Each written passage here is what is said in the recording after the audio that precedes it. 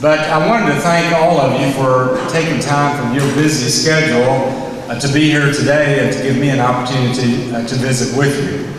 I feel quite honored to have the opportunity to represent Marion County and Lebanon and the other new counties in this area in the United States Congress. I know that anytime you talk about politics, there's a possibility you're going to upset some people and other people are going to agree with you. But I've also decided that when you speak to whether it's Chambers of Commerce or Rotary or Kiwanis or whatever it is, you may as well just lay it out there, because if they want to hear the other side, they certainly have the opportunity to invite different opinions about it. But I want to talk to you just briefly about where I think we are in America today and how we got here. I still think the number one issue facing our country is a strong economy.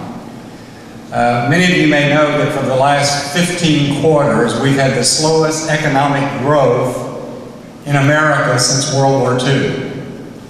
In fact, gross domestic product has increased less than 2% for most of those 15 quarters. Fortunately, this second quarter we just completed in 2013, the economic growth was a little bit over 2%, which is good.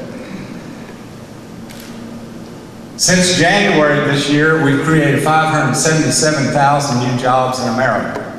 That's good news. The bad news is that 72% of those jobs are part-time jobs. And that's not the way that we create a strong economy in America.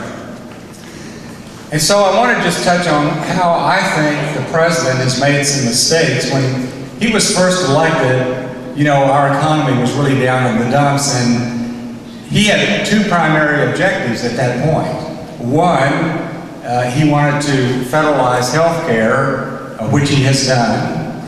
And two, he wanted to change the way that energy for electricity as well as transportation is produced in America. And the basic reason for that relates to his argument about climate change.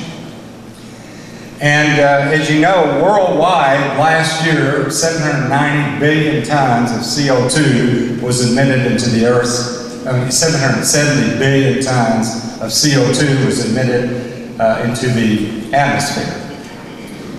790 billion tons was consumed. And so the man-made portion, net gain, that we are talking about is 10 billion tons worldwide out of the 770.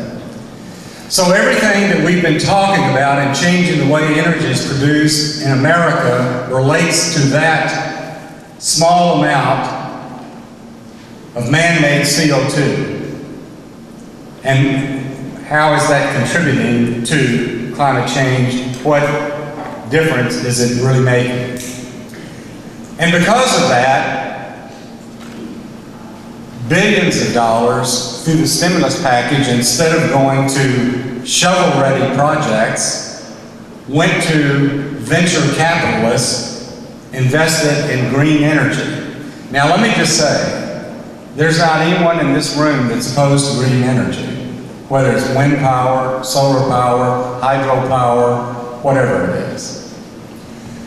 But the reality is, while this administration talks about and all of the above energy policy, in reality, they do not want to use fossil fuels. And that's why, as a result of the billions of dollars spent through the stimulus fund, not going to shovel-ready projects, but going to things like Solyndra and Beacon Power, and even in Clarksville, Tennessee. About $180 million went down there on that 600-acre tract of land to build that big plant for Hemlock Corporation. A $20 million railroad was built into there. They started construction 3 years ago. They spent $1.3 billion. It was going to have 1,800 jobs. And in January this year, they announced they were not going to open this plant. So using stimulus funds for speculative type of green energy projects that were not really ready was not the best decision in my view. And because of this concern about climate change, we find ourselves in America today being the only country in the world where you cannot build a new coal-powered plant, even though nationwide 48% of our electricity is still produced from coal. And you cannot build enough windmills or solar panels to meet the electricity increased demand in America in the years to come. So we have some real challenges facing us in the energy sector, and while there are a lot of different factors that have an impact on economic development and strong economic growth, there isn't anything more important than the cost of energy.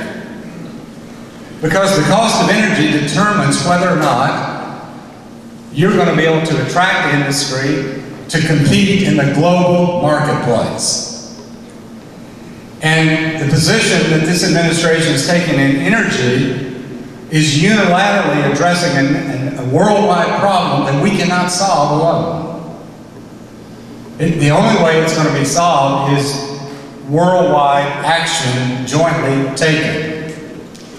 And so even in Europe, which many people consider to be green on energy, they have plans to build 60 gigatons of new coal-powered plants in Europe because they realized when they closed in Germany all the nuclear power plants, they didn't have enough electricity production to meet their needs. And so in China, they're doing the same thing. In Australia, they're doing the same thing.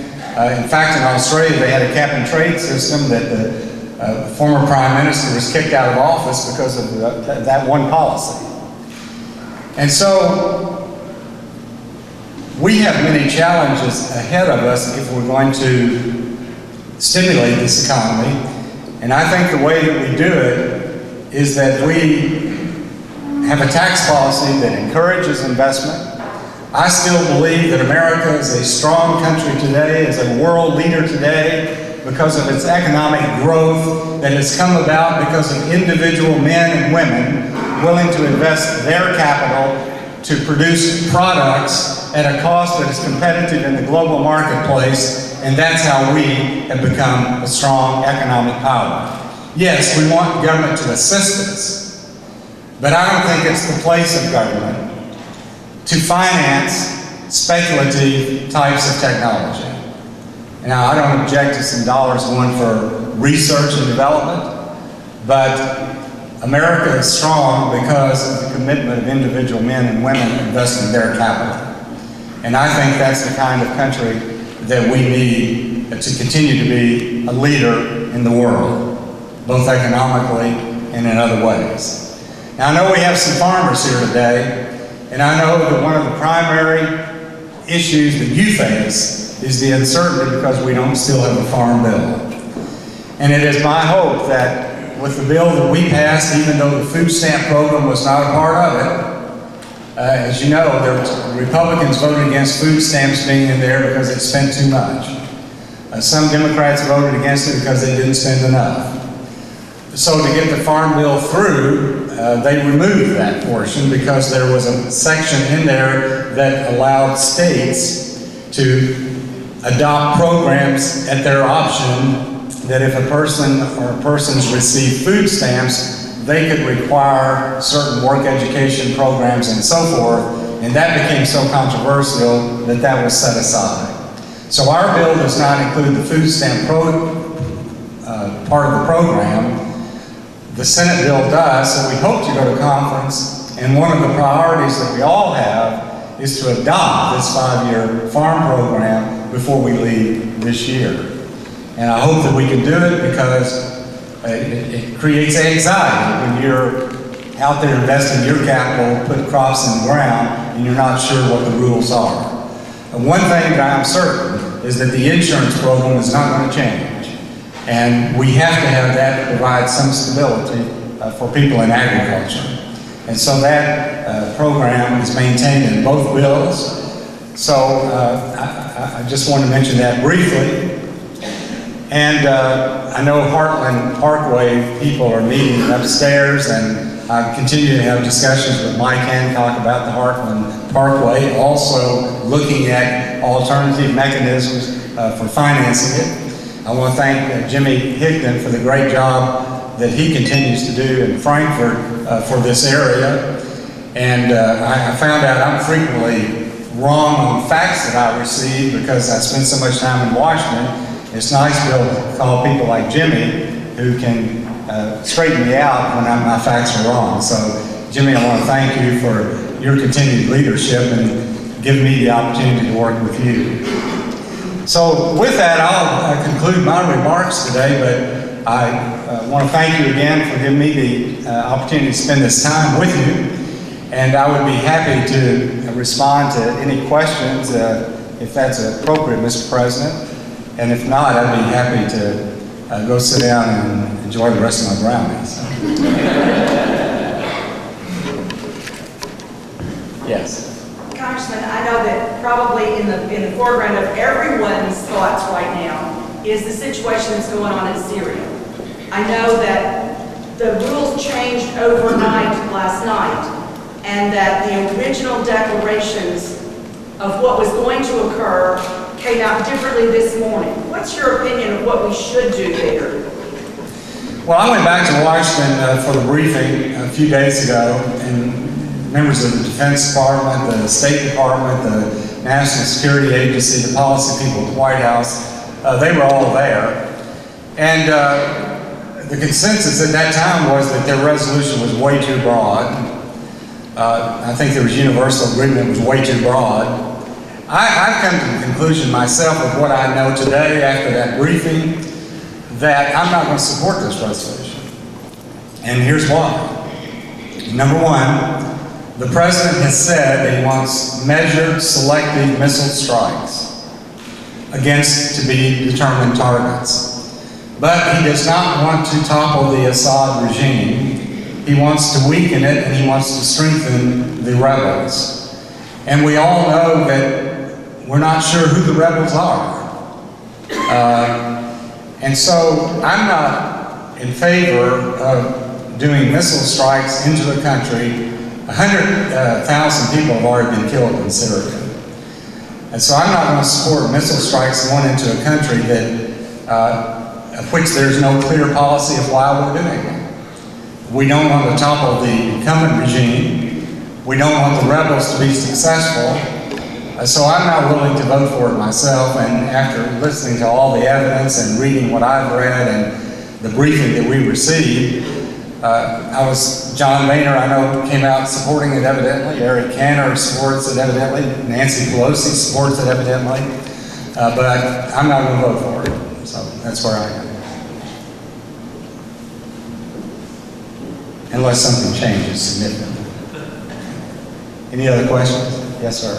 What are your positions on extending the debt ceiling? Do you believe Obamacare should be defunded, or do we stall the government completely? Well, we find ourselves in this position each year because the budget process is totally broken in Washington, D.C. I, for one, think we should go back to pre-1975 Budget Reconciliation and Resolution Act, because prior to that time, the President would submit a budget to the Congress, and that's the budget that we would work with. We would increase it or decrease it or make whatever changes. But since '75, the President submits a budget. The House has 3 or 4 budgets. The Senate has 3 or 4 budgets. And nothing's ever accomplished. It contributes to partisanship. We never have a budget.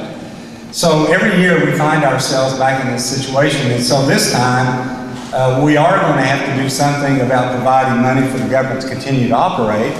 That's one issue. The second issue is, are we going to raise the debt ceiling? Because if we don't, the government can't borrow any more money.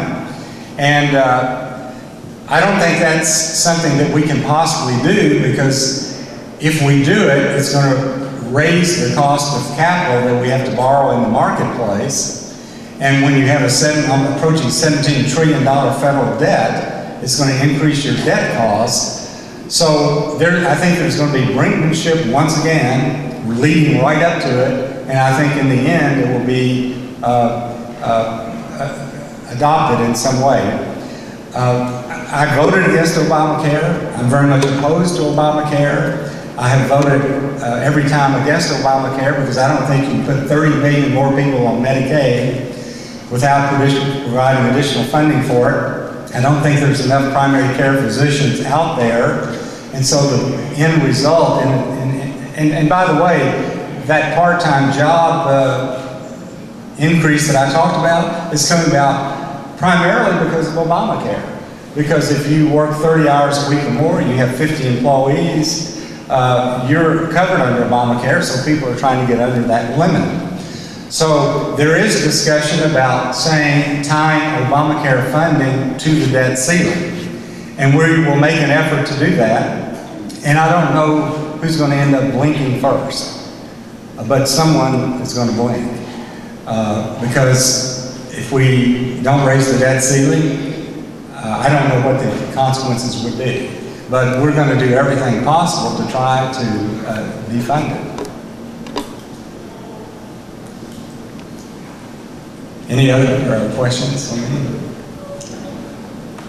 Yes, sir. Congressman, I just wanted to add, I'm from the YMCA, and back to the diabetes piece, we appreciate the work. We were fortunate to be part of the network that is doing some diabetes prevention across the country. So I've seen the faces of the people whose lives have been changed and whose limbs have been saved as a result of this. And that's part of the work that we do every day. So I would have my thanks and congratulations to you for your work in that regard. Well, thank you, and we appreciate what the YMCA is doing nationally. Diabetes has such an impact on the cost of healthcare in America. I don't think it's receiving adequate funding for research and other ways, and we're going to try to do everything we can do to address that issue, even with limited funds, because it's becoming more and more of a major problem. So thank you all for what you do and for your comments.